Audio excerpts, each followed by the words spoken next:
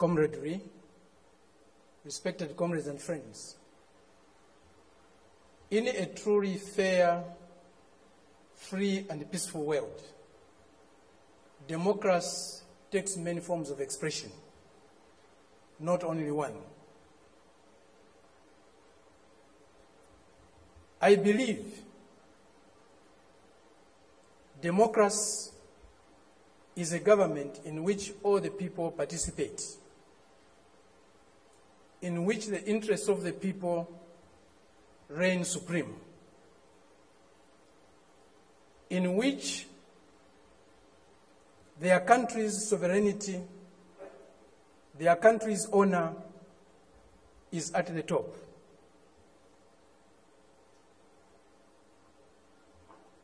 It seems that this month is a month of democracy discourse in the world.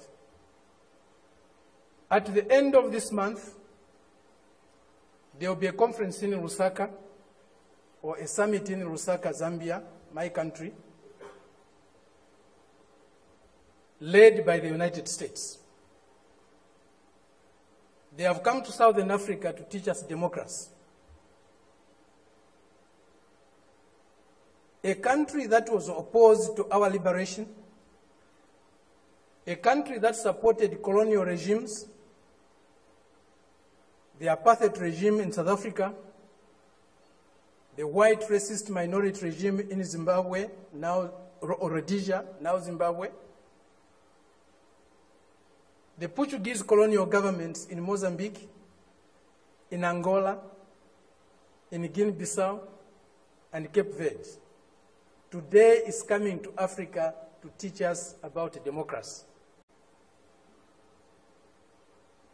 A country that has toppled so many governments in Africa, that has led so many coups in Africa and other parts of the world,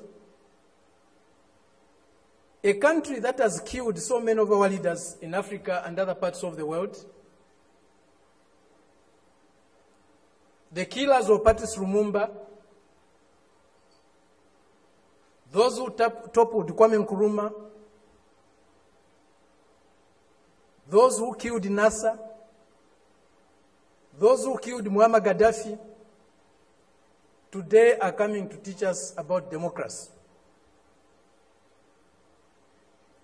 A country that has been built on brutal force, on enslavement of other human beings, on the humiliation of Africans, the exploitation of Africans, the plunder of Africa, today is coming to teach us about democracy.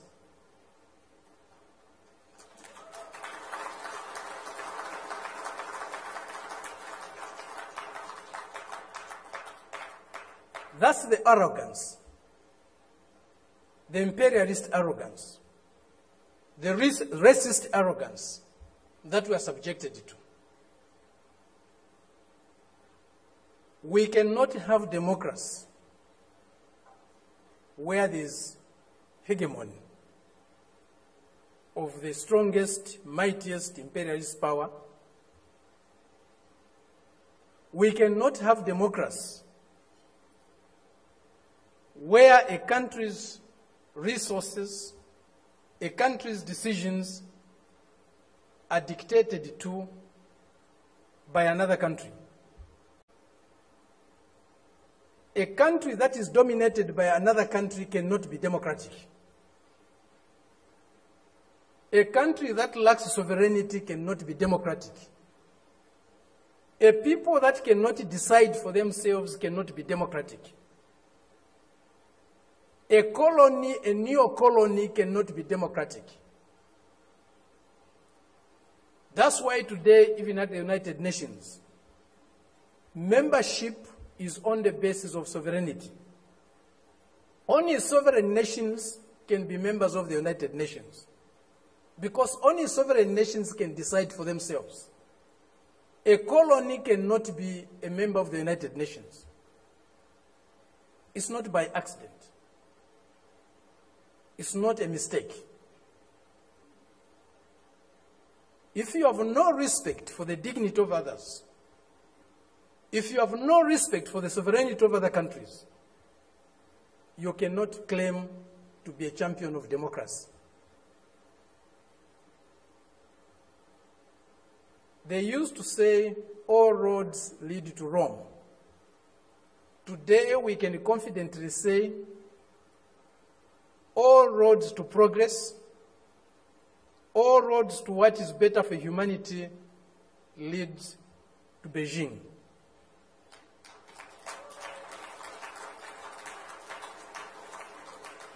This is a country, this is a people that have developed themselves, that has developed itself without colonizing any country in the world, without plundering any country in the world, without subjugating any people in the world. This is a country that is developing with maximum respect for others, for their history, for their cultures, and recognizes the diversity that is there in civilization. We were only taught one form of civilization, one form of modernization. That was the Western way. Westernness was a measure of how civilized, how modern you are. We reject that. We reject it because it's not correct. We reject it because it's undemocratic. We reject it because it's uncivilized to think of the world and of other people in that way. Today, they cannot accept the fact that China has caught up with them. China is about to surpass them in many areas of human endeavor. The imperialist arrogance is inhibiting them from accepting that reality. The racist arrogance is inhibiting them from accepting that reality.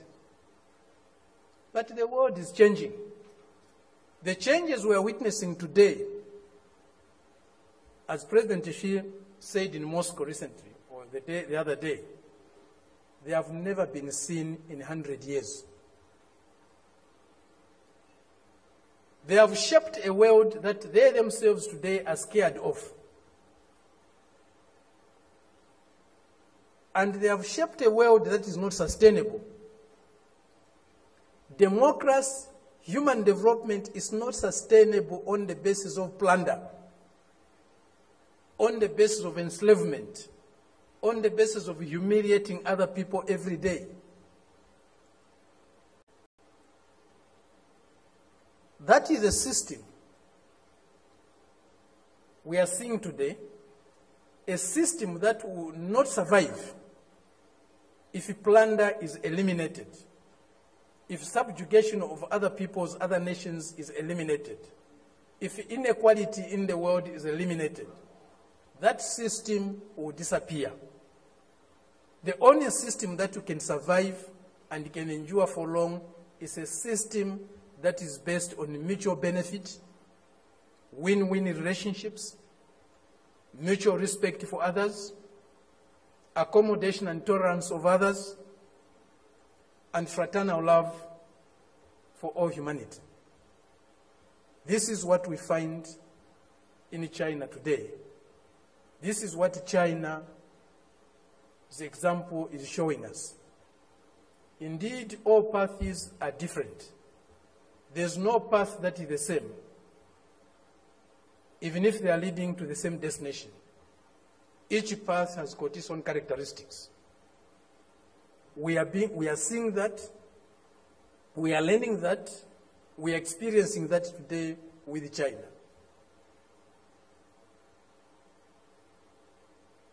There are many things that need to be done to get the world that we want.